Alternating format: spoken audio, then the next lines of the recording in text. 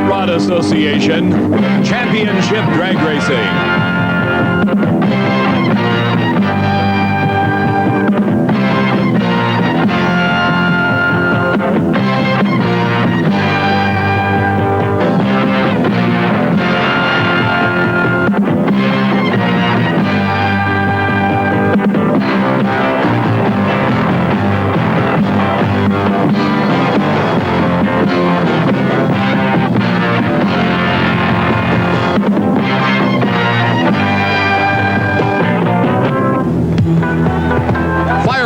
Into the Ohio sky, matched by the excitement on the racetrack at National Trail Raceway, has attracted an overflow crowd to watch some of the greatest names in the sport of championship drag racing battle for the Spring Nationals Championships.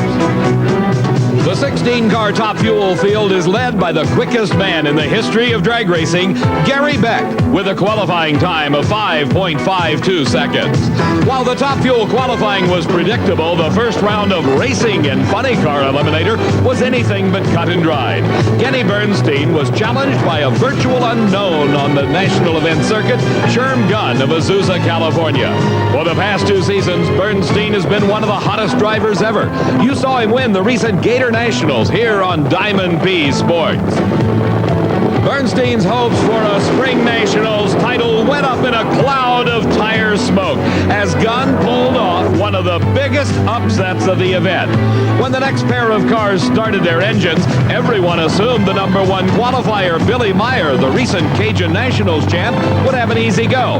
His competitor, John Force, has had more than his share of troubles with red lights, but Force put together a picture-perfect run while Meyer's performance was way off pace. Another surprise in round #1 of Funny Car. Steve Evans talked with Force after his surprising upset. Anytime you can get around the hottest car on the circuit, the #1 qualifier, Billy Meyer, John Force, you've got to be awfully pleased. Tell you, we did it at Pomona. We got around Bernstein, #1 qualifier. We did it at Gainesville. And then Baton Rouge, I started getting that red light syndrome deal. And enough that it even changed my car. Last week at Bristol, the car wasn't running right. I found out that I was driving into the car and making it right. I told Fraser, I'm going back to beating that throttle. If I give him a red light, I'll take the embarrassment. For the past 20 years, fans from throughout the United States and Canada have been coming to the NHRA Spring Nationals. This 1984 edition is no exception, with literally thousands of people jamming into the pit area and millions of dollars of exotic racing equipment on display, getting prepared. Hello, everybody. I'm Dave McClelland, and we're at National Trail Raceway near Columbus, Ohio, one of the finest racing facilities anywhere in the United States. We're going to be picking up our Diamond B Sports coverage today with the second round of competition, and the action will be intense. There's a lot of stories developing, and to find out more, let's join Steve Evans. David, I think that heat is going to play a big factor in the outcome of this Spring Nationals. Anytime you're dealing with 95 degrees and 60% humidity, you look like this, and the racetrack doesn't always give you its best shot either. In fact, you can ask Kenny Bernstein, superstar funny car racer who was beaten in the first round. He'll tell you all about it. You know, you'll notice on a cool day on a good racetrack, the rubber will stay flat and hard. I've been out there, and you can dig it up with your fingernail. Well, yeah, Steve, you've been around, you've seen it, you know what it's like, and it's really tough up there. If you can do it with your feet and your fingernails, like you say, imagine what a 3,000 horsepower engine can do to it if you don't have the right horsepower in the right spot. Well, at least Billy Meyer went out the same round. You needed that to happen. Well, it didn't hurt. You look at it 2 ways. It was good Billy went out. Nothing against Billy, of course, because it keeps us close together on the points chase for Winston. But obviously, on the other side, you look, well, if we'd won, we could have maybe got way ahead. So with the two winningest cars of the season out of competition, Kenny Bernstein and Billy Meyer, let's look at the survivors around #1. You gotta like Mark Oswald. If they don't overpower the racetrack, they could win it. But what about Don Prudhomme? There's a veteran that knows how to run in this heat and on a tricky racetrack. I like the Snakes' chances for a big comeback here today. Well, at least Top Fuel is running close to form. Gary Beck, the #1 qualifier, he's the world champ, the world record holder. Joe Amato, qualified #2, that was to be expected. The two have survived round 1 and appear to be headed for a final round confrontation. But there's one guy here you might watch for, Gary Ormsby. He too has been #1 qualifier twice this year, won the Winter Nationals, and hold him back a little bit. When he decides to tip his hand, could be quite a surpriser. Now in Pro Stock, if you'd asked me this morning, I'd have probably picked Bob Glidden. His new car that debuted at the Cajuns, running very smoothly, and on the starting line, what appeared to be a red light was really caused by a broken line lock that locks the front brakes to hold the car. Apparently a line broke, it lunged through, so he's out of competition. Warren Johnson, no one has his horsepower, but Warren, again, having his problems behind the wheel. A young guy named Gordy Rivera from Yuma, Arizona, slapped a hole shot on Johnson he will never forget. So now who do you look for? Lee Shepard. Bank on it. Thank you, Steve. The huge crowd in Columbus is ready for action in the second round of Top Fuel Eliminator.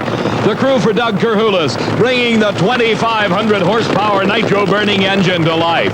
These Top Fuel dragsters are the ultimate acceleration machines in the world of championship drag racing. Sleek and slender, cutting through the air with a minimum of effort. These cars are capable of speeds topping 260 miles an hour. The first pair of cars matches one of the true legends of drag racing, Chris the Golden Greek Karamessinis, against Bakersfield, California's Doug Kerhulis. While Kerhulis has been competing on the national event trail for several years, his experience hardly matches the more than 25 years Karamessinis has spent racing these Top Fuel dragsters. Well, Doug, when you were about 12 years old, dreaming of being a pro drag racer, no one would have convinced you then someday you'd be racing a legend, the Greek. Oh, you're not kidding. Well, he's definitely a good friend of ours. I've been over there trying to rag on him pretty hard, trying to get him to mess up, but he's been driving too long, so it's going to be one of those Joe Amato, Dick LaHaye races, I'm sure. By that you mean very close. Very, very close. We stepped on the engine a little bit. I'm sure Chris did too. By stepping on the engine, Kerhulis means he is tuning it for the maximum horsepower available. Both drivers are getting ready for the start. Karamessinis has been here hundreds of times before. His career dates back to the start of drag racing in the late 1950s, but he is still very competitive here in 1984. Both cars inching their way forward into the staging beams. A green light start both cars away. Karamessinis going up in smoke, and Kerhulis takes an easy win, but the wing breaks as the parachute entangles itself in the broken wing. Kerhulis, trying to keep the car under control and upright, drives it straight into the catch nets at the end of the racetrack. The car remains upright. Kerhulis in the roll cage. The catch nets doing their job, stopping the car. Karamessinis, no problems, coasting to a slow stop and turning off the racetrack.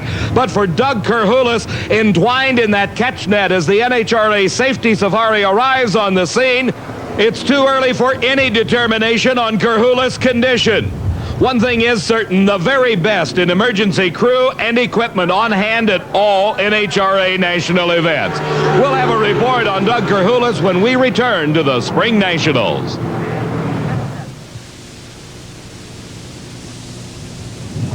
Back at the Spring Nationals, we've been advised by the NHRA that Doug Kerhulis is unconscious. As you can see, he is being loaded into the ambulance and will be transported to the hospital. Let's take a look again and see how this happened. At over 247 miles an hour, the wing collapses. The strut breaks, the wing falls down, and entangles in the parachute. At this point, Doug Kerhulis is striving just to keep the car under control. You can see it move from the left-hand lane to the right-hand lane. Kerhulis looking down into the cockpit, but as moments go by, he is rapidly running out of stopping distance. As he realizes he will not be able to bring the car under control, Kerhulis takes dead aim on the bullseye on the first net. The car hits the net, goes through it, and into the second catch net, bringing the dragster to a stop from a speed of over 150 miles an hour. The double catch net system at the end of the racetrack, similar to the catch nets on an aircraft carrier, did their job perfectly, and that is to bring an out-of-control race car to a stop as it leaves the racing surface. Kerhulis' car quickly brought to a halt. Kerhulis still in the roll cage. The car intact, did not overturn. However, Kerhulis is unconscious and is being transported to the hospital. We hope to bring you an update on his condition very shortly. Back at the starting line, our next pair of cars in round number 2 of competition, their engines running, ready to do the burnouts. In the near lane is Connie Coletta from Ypsilanti, Michigan. In the far lane, the man that qualified number 1 and is the quickest man in all of drag racing history, Gary Beck. You recently saw Gary defeat his car owner, Larry Miner, in the finals of the Cajun Nationals, and you watched all that action right here on Diamond P Sports. Here in round number 2 at the Spring Nationals, it is Gary Beck calling Hemet, California home against one of the true veterans, Connie Coletta from Ypsilanti, Michigan. Coletta had his share of problems here at the Spring Nationals. Earlier in Top Fuel qualifying, Coletta tried to bring his car to a stop after his parachute failed. He was unable to do so, and Coletta had his confrontation with the catch nets. The damage to the car was not severe. He was able to repair it and return to competition, defeating Hank Endres in round number 1 of racing. Now in round number 2, he is matched against the number 1 qualifier, Gary Beck. Coletta, all the pre-race procedures completed, the face mask down, the gloves on tight, both drivers approaching the starting line and concentrating ever so intently on that all-important start. Gary Beck in the far lane. Connie Coletta in the near lane, and a red light for Connie Coletta, an instant win for Gary Beck. That's a disqualification for Coletta. He left the starting line too soon, but Gary Beck taking the win and advancing now to the semifinals of Top Fuel Racing. As we watch again, you can see ever so slightly Coletta's car moving before Beck, but he moved just before the tree went green and lost the race. Well, anytime you race Gary Beck, you better try to get off the starting line first. Connie Coletta tried to do that and ended up at the foul start. The electronic system caught him, Gary, and you've won it at 5:69. Yeah, well, we're trying to hang on to the track. You know, it's a little tricky and trying to be careful, trying to stay out of that net. So, but it's, no, it's fortunate. Coletta leaves early. I'm sure he was trying to cut it real fine. You see you're trying to get a hold of the track. Are you running safe? Is that what you're saying? You back up a little bit? We've been real careful with the clutch. We're trying to keep the power in to be able to get an ET, but we're being real careful with what we do with the clutch. Okay, so being very cautious and wisely so. Gary Beck goes into the semifinals. Steve, Gary is showing the same concern as all the racers over the extreme amount of heat and humidity here in Columbus. This is Bob Simmons. You seldom see him on the national event trail, but here he is in round number 2 racing, but he's got a tough one to race against. The fastest man in all of drag racing, Joe Amato. Simmons, basing his racing operation in Rockville, Connecticut, is one of the fine East Coast Top Fuel racers, while Joe Amato, also from the East Coast, Old Forge, Pennsylvania, his home base, is the fastest man in the sport, setting a new NHRA speed record of over 263 miles an hour earlier this season with this revolutionary new car. The burnouts are completed and both drivers are set. Bob Simmons in the near lane, Joe Amato in the far lane. And it is Amato out first. He continues to extend his lead through the middle of the racetrack, and at the finish line, an easy victory for Joe Amato, 5.73 seconds. His speed, 252 miles an hour. Amato advances into the semifinal round of the Spring Nationals Championships. He will race the winner of our next pair of cars, Shirley Muldowney against Gary Ormsby. For Muldowney, the Columbus Racetrack National Trail Raceway, the scene of her greatest triumphs. 4 times she has won the Top Fuel title, dating back to 1976, when Shirley Muldowney became the first woman ever to win a professional racing title for NHRA-style racing. Gary Ormsby from Roseville, California. As we heard Steve Evans say, he is one to watch. Ormsby qualified in the number 4 spot, Shirley in the number 8 qualifying position, but she has to be the sentimental and crowd favorite. She won this event in 1976, in 1977, in 80 and 82, and as we said, was runner-up last season, and regardless of qualifying position, she has to be considered a favorite here on her favorite racetrack, National Trail. But Gary Ormsby wants to be the stopper. He is in the thick of things in the World Championship points chase at the moment. Ormsby, a car dealer in Northern California, has mounted a serious chase for those World Championship points, traveling to all NHRA national events. Shirley Muldowney has won that World Champion title an unprecedented 3 times. The winner of this race to face Joe Amato, the number 2 qualifier in the semifinals. Both drivers into the staging beam. And it's a green light start, and it's an even start off the line, but it is Gary Ormsby beginning to pull away, and by just a little over a car length, Gary Ormsby wins the race, 5.65 seconds. His speed, 247 miles an hour. Shirley Muldowney will not be in the winner's circle at the Spring Nationals this year. Let's look again. You can see they leave the starting line almost side by side, very evenly matched at that point, but the power in Ormsby's car begins to come on. He stretches his lead and wins the race. She ran a pretty good number against you. She stepped right up with the 74, but you got her in the 60s. Yeah, she's no lightweight. She ain't easy to beat. I know. Even now, after all these years, if she beats you, you go back to Sacramento, your old friends will still give you a hard time about it. Oh, there's a lot of heat, Steve. A lot of heat. That lady beats you. And especially if she leaves on you, which she didn't. Well, that's good. But nothing's worse than getting beat by her. And it's not because she's not a good racer. It's just people don't understand. You know, she's a lady and she's a very good racer. Oh, I'll say she is. You got another very good racer coming up next round, Joe Amato. Yeah, we went battle several races, and he's pretty tough. But I think we're going to be ready this time, hopefully. Okay, we'll see Gary Ormsby in the semis. Gary Ormsby, the winner over Shirley Muldowney, moving into the semifinals to face Joe Amato. For Gary Beck, it will be an easy run in the semis. Doug Kerhulis out of competition.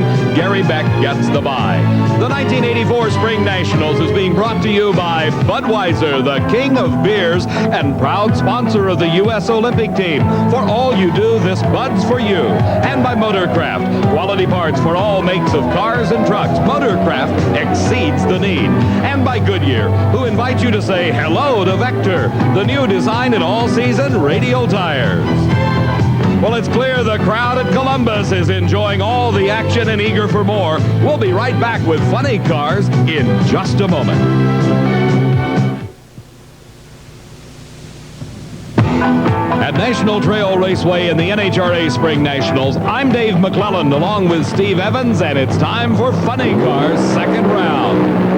Earlier, you saw this man, John Force, defeat the #1 qualifier, Billy Meyer. This round, he has to race the 4-time world champion, Don Prudhomme, who defeated Paul Smith in round #1 with an outstanding 5.87 second elapsed time. Based on performance and qualifying times, John Force has got to be considered the underdog. But Don Prudhomme has been having his problems as of late. He hopes they are cured at this Spring Nationals. Prudhomme has won this event 3 times, but he has not been in the winner's circle since 1978. For John Force, he has yet to win a major NHRA championship event. He hopes this Spring Nationals will be his chance for the victory. For Prudhomme, driving the Trans Am-bodied car in the far lane, he has seen John Force already defeat the #1 qualifier. Both cars creeping into those staging beams. When all 4 yellow bulbs are lit at the top of that Christmas tree, it indicates the cars are ready. And they're off the line. Something going wrong with John Force's car. And Don Prudhomme, on an easy go, runs 5.99 seconds, but way down on speed. In the first round, he went 247 miles an hour. Here, only 212. The huge crowd watching intently towards the starting line as our next pair of cars doing their burnouts. In the near lane is the reigning world champion. This is Frank Hawley driving the Chi-Town Hustler. Across from him, the man they call the Mongoose, Tom McEwen. Frank Hawley from London, Ontario, Canada, has won 2 consecutive world champion funny car titles. For Tom McEwen, more than 2 decades in the sport of drag racing, from his home in Fountain Valley, California, driving practically every type of drag racing vehicle known. McEwen currently at the wheel of the late model Corvette bodied funny car. McEwen, along with his ex-partner Don Prudhomme, made one of the most famous teams in all of drag racing, that of the Snake and the Mongoose. Speaking of the Snake, let's go to Steve Evans. He's with Don Prudhomme. Well, in this sport, the win lights make you smile, but when there's rounds to go, the 599s don't. Snake, what happened? Do you have any idea? Yeah, I think so. It just fell off. We made a jet change, and the track was loose in the middle, and it used the engine up during the 3/4 mark of the course, so, it just slowed up. All right, so Don Prudhomme goes to the semifinals, and at least he thinks he knows how to get back into that 580 track. There's still hope. A subdued Don Prudhomme, but leaving him laughing as his crew gets ready to go back to the pits to prepare for the semifinals of Funny Car. Back on the starting line, it's anything but subdued as the reigning world champion Frank Hawley in the near lane against Tom McEwen in the far lane. Thus far this season, Hawley has not had a particularly good year. He is far down the points list in that chase for the world championship, and it is McEwen off the line first, and he continues to pull away. McEwen with some outstanding performances, 5.92 seconds. His speed, 249 miles an hour for the Mongoose. Two parachutes out on both cars as they both slow to an easy stop and will make the turnoff. Tom McEwen advancing now into the semifinal round. Our next pair, the defending Spring Nationals champion, Raymond Beadle in the far lane. In the near lane, the man with the upset as the body comes down in his car. In round number 1, you saw him defeat Kenny Bernstein. This is the chassis builder from Azusa, California, Sherm Gunn. Formerly driving an alcohol-burning funny car, Sherm moved up to the nitro category a couple of years ago. This Spring Nationals, the best performance of his career thus far. Let's go to Steve with Tom McEwen. All right, a big smile from Tom the Mongoose McEwen, but first of all, there was a complaint about shake. Yeah, I shook real bad in the middle. I think the track is right on the edge there, and you got to kind of really walk the plank out there and try to get off the starting line and not get loose in the middle of the track. And that can be an advantage to a guy with your experience. And this snake, guys like you, they've been around a while. Well, I hope so. I'd like to think that we're trying to have a little game plan here and run them one at a time. And I kind of wanted to try to get lane choice. I saw Prudhomme run 99 ahead of me, so I'd like to get him off the lane. He's been running all day because he's running a lot better, and you know what he can do. I think he just got lane choice. Thank you, sir. Tom McEwen moving to the semifinals. This pair of cars pits Sherm Gunn, the underdog from Azusa, California, against the man that is a 3-time world champion, and he is the defending champion at the Spring Nationals, the Blue Max himself, Raymond Beadle from Dallas, Texas. You know, in spite of the exotic developments on these race cars, one of the more basic pieces of equipment is the driver's headgear. Whoa! The nitro fumes can get pretty intense, even in the pit area when they're just warming up the cars. And you know, back in the early 50s, the first fellow to run nitro was a guy named Fran Hernandez. And there was no way Fran could keep it a secret, for obvious reasons. And along about the early 60s, when the drivers were becoming nauseous from the fumes, the breather mask was conceived. A filtered mask made the driver a good deal more comfortable. And even today, Raymond Beadle still uses this trusty device, along with his old, rather battered, full-coverage helmet.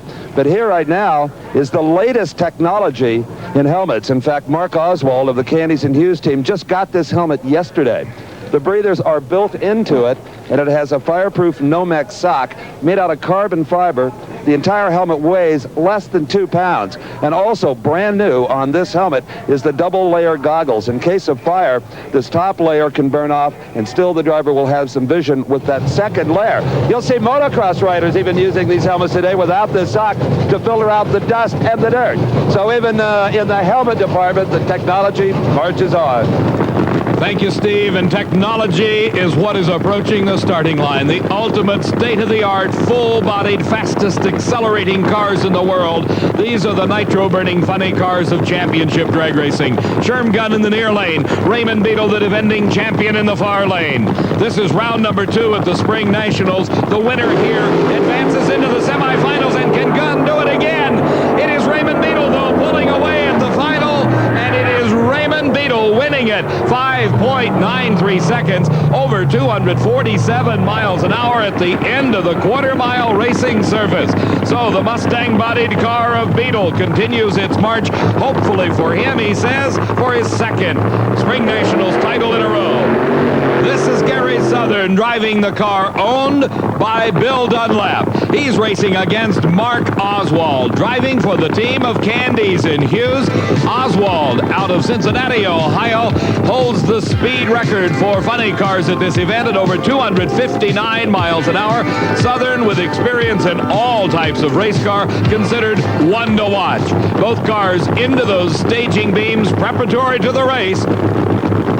Oswald against Southern, and Oswald off the starting mark first.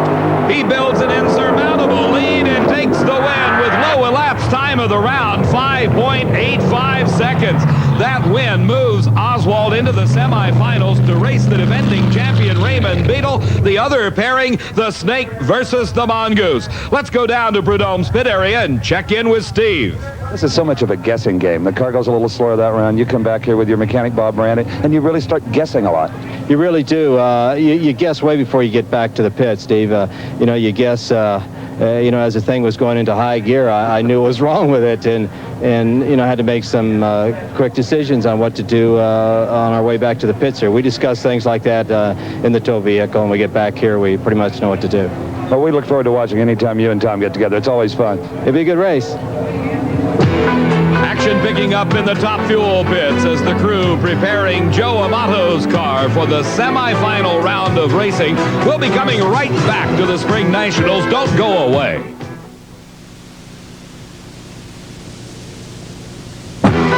Back at the Spring Nationals, the racers are getting set for more action. But before we go back to racing, let's check in on the story of Doug Kerhulis.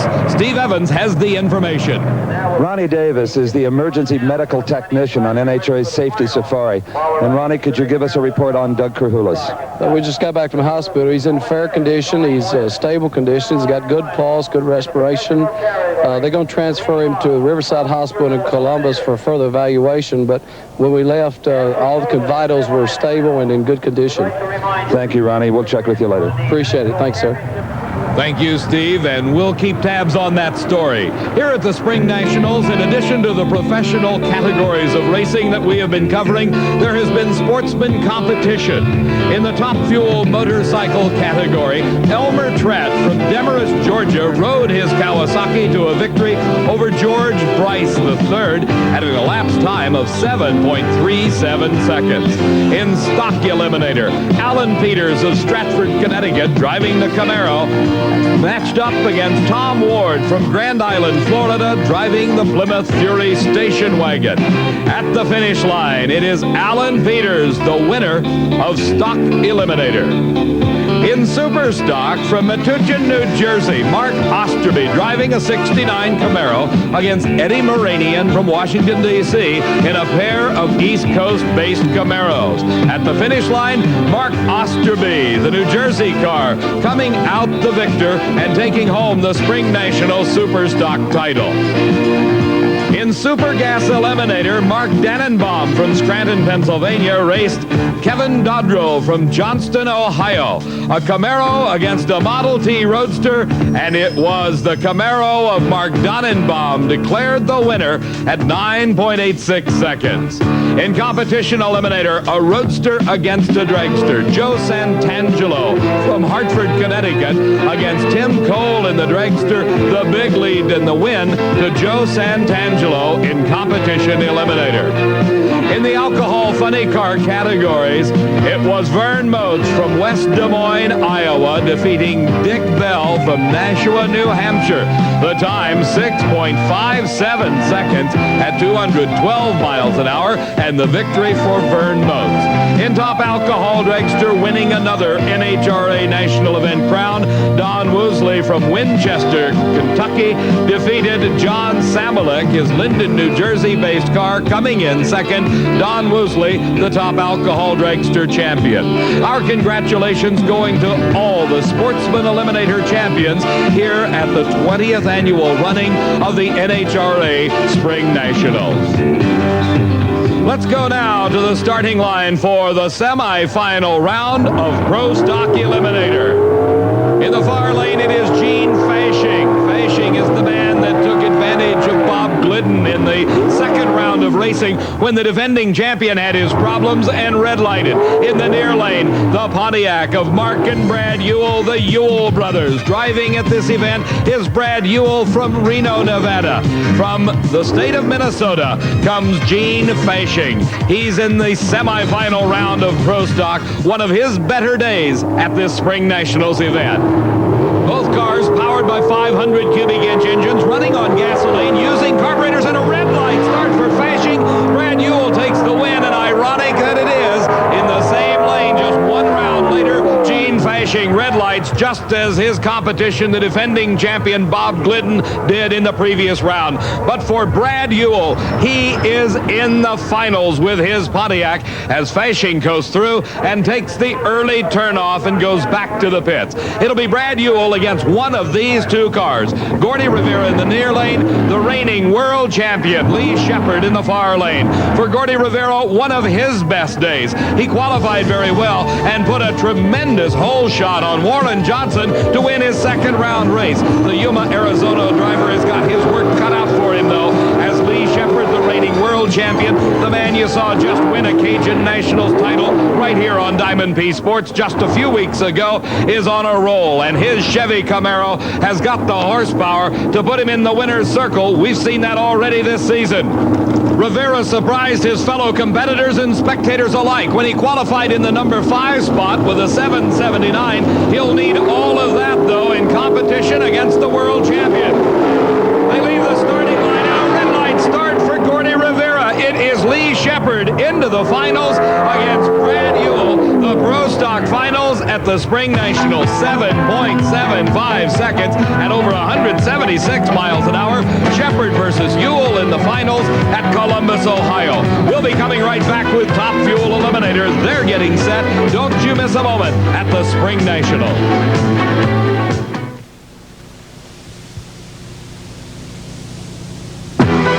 The semifinal round of Top Fuel Eliminator at the Spring Nationals matches Joe Amato against Gary Ormsby. Two of the finest cars in competition today. Amato, with the assistance of his lovely wife, Jerry, who's out to back him up into his own tracks, has been concentrating on speed. He holds the record over 263 miles an hour, but he gives a lot of tribute to his wife, Jerry. No one should know better the feelings and the temperature of Joe Amato going into the final rounds than his wife, Jerry, who is so very close to him. How's he doing? How's he feeling? He's doing great, and he's feeling okay. Now, you guys are contesting for this world championship. You're leading the points, and every round becomes critical. Right. This one is very critical because we know Ormsby can step up a little more. He's got more left. I don't think I've ever met a husband and wife that are as close as you and Joe are. You travel together. You seem to spend an awful lot of time together. We really do. We enjoy it. I like it just as much as he does, and I help him with the car, mix the fuel, pack the parachute, and a few other details. So I think that makes for a happy family. Jerry Amato, a vital part of Joe Amato's racing operation. You could not ask for two more closely matched cars in this semifinal round. Gary Ormsby in the far lane, and Ormsby up in smoke. Joe Amato pulls away, and at the finish line, it is an easy win. A happy Jerry Amato as Joe moves into the finals. The elapsed time for Joe Amato, 5.63 seconds. His speed over 255 miles an hour. That new car that he debuted early this season working to perfection. Both cars just clawing for traction as they come off the starting line. But Gary Ormsby overpowers the tires, and they go up in smoke. A hug for driver Joe from wife Jerry, and then starts the hard work to get ready for the finals. They'll be racing this man, Gary Beck. He has a bye run. You remember Doug Gerhulis had problems, went into the net at the end of the racetrack. He was to have been the competition for Gary Beck. Starter Buster Couch looking over the car, making sure everything is all right with both driver and engine. As to Doug Gerhulis, we've had no further word on his condition. Gary Beck is faced with a choice at this point. Does he run the car hard, or does he take it easy to save parts? If he runs it hard and sets a quicker elapsed time than Amato, he will have lane choice. A flip of the switch, the tree's green, and it is a thundering pass for Gary Beck. There it is, low elapsed time of the meet. 5.49 seconds. His speed over 258 miles an hour. Gary Beck into the finals against Joe Amato with the lane choice at the Spring Nationals. Meantime, on the starting line, experience prevails. The four-time world champion, Don Prudhomme, is racing his former partner in that old wildlife racing team, Tom McEwen. Those are the days that Don Prudhomme was called a snake, and Tom McEwen was known as the mongoose, and they battled it out on racetracks all across the country. At the Spring Nationals in the semifinals, it is once again Don Prudhomme against Tom McEwen. The winner of this race will have the chance to continue contest for the championship. Prudhomme has won this race 3 times, but he's not been there since 1978. Tom McEwen has yet to take a Spring Nationals title. The emergency hatch being closed opened up to let a little air in this very hot, muggy, humid day at National Trail Raceway. The Corvette-bodied car of Tom McEwen in the far lane, the Pontiac Trans Am-bodied car of Don Prudhomme in the near lane. These 2 veteran drivers concentrating on that start. It's all important, and up in smoke goes Prudhomme, and McEwen just streaks for the finish line on one of his best runs ever, 5.87 seconds. His speed over 251 miles an hour. That advances McEwen into the finals, and a great disappointment for Don Prudhomme. As we watch again, you can see exactly how it took place. They come off the starting line together, and almost instantaneously, Prudhomme's Pontiac losing traction. Way too much power. Those big, wide slicks just can't hold the power. Getting congratulations from his crew, Tom McEwen, with a smile on his face and a nod to the onlookers, as he has earned the right to face one of these 2 drivers in the finals of Funny Car. It will be either Raymond Beadle, the defending champion, or Mark Oswald in the far lane, driving the Pontiac Trans Am of Candies and Hughes. Oswald has already been over 259 miles an hour on this racetrack. For Raymond Beadle, he would like nothing better than to get back into the pattern of winning. He is a 3-time world champion. Oswald last season finishing number 2 in the world. Both drivers are set. The tree's green. It's Oswald off first. A big lead for Oswald off the starting line, and he continues to extend it at the finish, and it is Mark Oswald at 5.89 seconds. His speed only 242 miles an hour, but that sets up our finals. It will be Tom McEwen against Mark Oswald. As we watch in replay, you see how it was won for the Candies and Hughes team. The lead being extended from the very beginning of the race for Mark Oswald over the defending champion Raymond Beadle in the Blue Max, just a couple of car lengths back at the finish, but that was enough. Well, Mark got a little lucky there. Beadle was closing fast. Yeah, it was close. We wanted to drive in the chute. I had a little trouble getting stopped the last 2 times. Yeah, it looked like you shut off before he did. Yeah, I clicked it a little early. We've been kind of wounding the motor a little bit, and I want to save it as much as possible. I felt that I was ahead, so I clicked it. We just learned that you've lost lane choice by 0.02 of a second to Tom McEwen in the final. Well, it's not too big a deal. This racetrack's held up real good. I think we can make a good run in the left lane. All right, go get him. Mark Oswald confident of his chances in the Funny Car final when he will be racing Tom McEwen at the Spring Nationals. You be sure to stick around.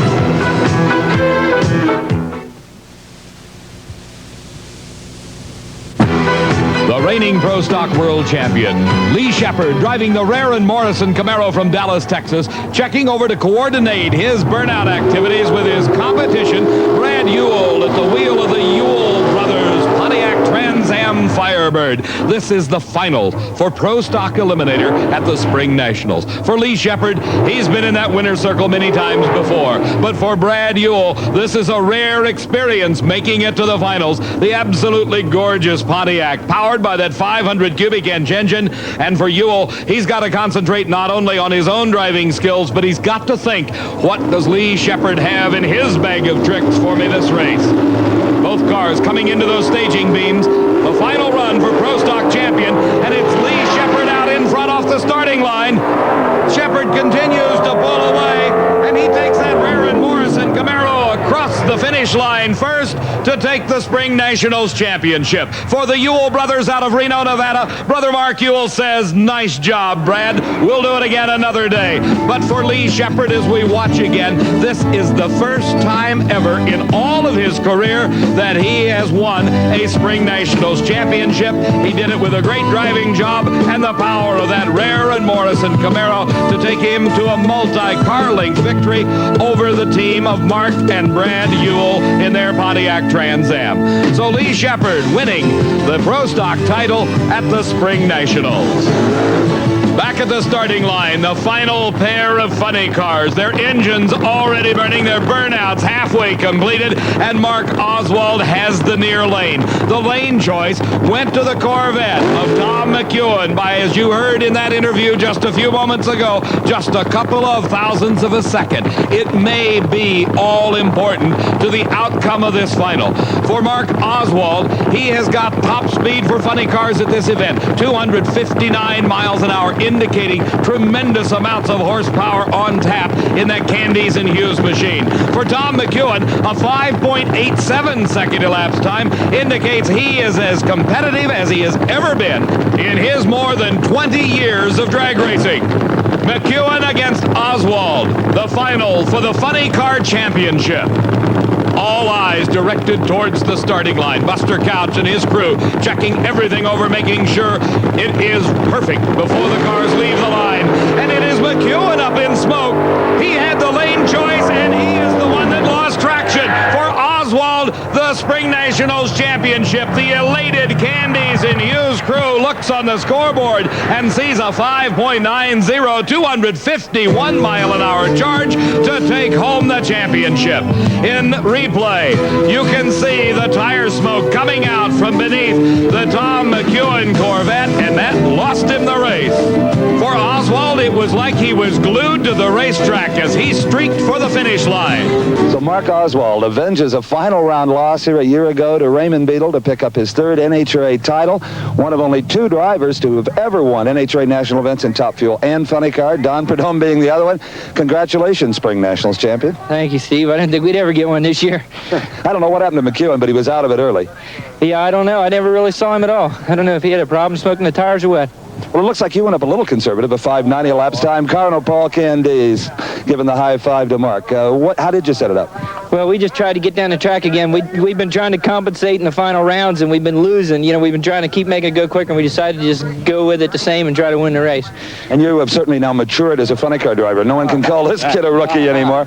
Paul Candies, congratulations. Thank you, thank you. Fine young man here. My guys did a great job. Best team in drag racing. It doesn't get any better than this. Well, it certainly doesn't. They also leave here with the lead towards a potential world championship. Mark Oswald getting a big hug from wife Janie. He's the Spring Nationals champion. Joe Amato getting backed up by his wife Jerry Amato, and she tells him exactly where to put that race car into those tracks left by the burnout. Joe Amato against the quickest car in the sport, and certainly the quickest car here today. This is Gary Beck driving for car owner Larry Miner. This is the final in Top Fuel Eliminator. The final two cars to go down this racetrack today. It will all be decided on this final run. For Gary Beck, he established low elapsed time of this meet in the semifinal round. That gave him the lane choice. Joe Amato now has to worry about will he lose traction. But for Gary Beck, he just saw Tom McEwen lose traction right in front of him in the funny car final. It is not only a battle of skill, it is a battle of preparation and also a psychological war as they come into those staging beams. The Top Fuel final, Gary Beck in the far lane, in the near lane, Joe Amato. Both cars leave the starting line as if they're locked together, but Beck pulls away, and at the finish line with a big lead, Gary Beck wins the Spring Nationals Top Fuel title. An elated crew receiving congratulations from Steve Gibbs, the competition director of NHRA, and Gary Beck, consistent at 5.54 seconds, wins the Spring Nationals championship over Joe Amato. Great racing here on this quarter-mile surface at National Trail Raceway. As Beck pulls away in the middle of the course, he continues to extend his lead, and by the time that he gets to the end of that quarter-mile racetrack, he has defeated Joe Amato. So Gary Beck makes it two big wins in a row. The Cajun Nationals just a few weeks ago, and now the Spring Nationals again for Gary Beck. Congratulations, my friend. Well, thank you, Steve. Geez, it's a tough race. You know, anytime you race Joe Amato, it's a handful, and real happy to win, and that's for sure. Well, even if he can't win, he seems to hang around a few more rounds than you'd like. Oh, yeah, no, they got a great race team over there, and super guys, and certainly we're real happy for all the Light All-Stars and be able to get her in the winner's circle 2 times in a row. And you just hold your breath all the way down the racetrack, hoping those tires stay stay stuck. That's it. I saw some wheels over there right off the starting line, and then I wrung her out a little bit in low gear, and they went away. I was real happy to see that. Well, here comes a station wagon full of some big, burly guys from Hemet, California, and they are mighty, mighty happy. Gary Beck receiving congratulations from Joe Amato and his crew, and our congratulations to all the professional champions, Gary Beck, Mark Oswald, and Lee Shepard. We'll be coming right back with something special here at the Spring Nationals.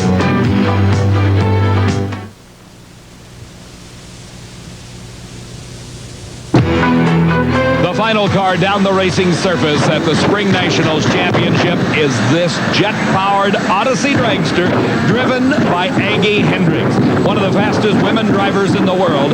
Aggie Hendricks bringing up the RPMs and doing what's known as the burner pops on this jet dragster, the afterburner kicking in. Nodding to the starter, she's ready, and blasting off.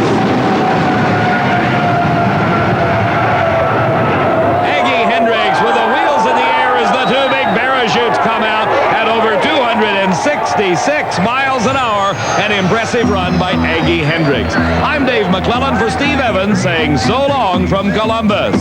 The executive producer of Diamond B Sports is Harvey M. Ballich. Produced and directed by John B. Mullen. The 1984 Spring Nationals has been brought to you by Fabergé. Make every day your Brute Day with Brute from Fabergé. And by Goodyear Tires and Goodyear Service for more good years in your car. And by Meguiar's Car Wax. For over 50 years, Meguiar's quality waxes and polishes have been the choice of car care professionals. Promotional consideration provided for and a fee paid by Flavor Aid. It makes you glad you're thirsty. 6 delicious flavors. One package makes 2 big quarts. Flavor Aid. And by Mentholatum Deep Heating Rub or Lotion. Penetrating relief to soothe minor pains for hours. There's no beating, deep heating. And by Popeyes Delicious Freeze-at-Home Treat. Assorted fruit flavors, 12 bars per box. Treat your youngsters with refreshing Popeyes.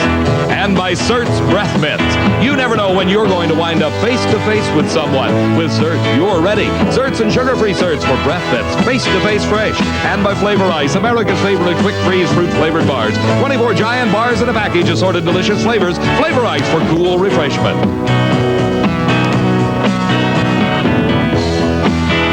Coverage of the National Hot Rod Association's 1984 Spring Nationals has been a presentation of Diamond B Sports.